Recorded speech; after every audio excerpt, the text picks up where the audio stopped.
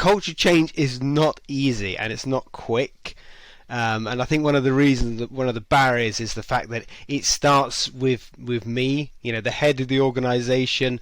It's Michael Gerber, the author of the E-Myth, he said your business is an exact reflection of yourself, and that is a bit of mirror looking in, that you are creating the culture around you. And we all do that, whether it's a micro business or a big business.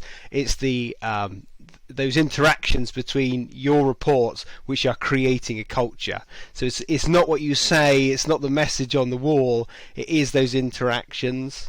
When you react, for example, to bad news and you blow your top or you come down negatively on it, that does lie in the culture of the business, that if we speak up we could get shot down. And conversely, if you can celebrate failure, if you can see it as an opportunity to learn and to grow, and that's the language, so that will become part of the culture, and people will be happy about speaking up and sharing where they've got it wrong and how they can improve.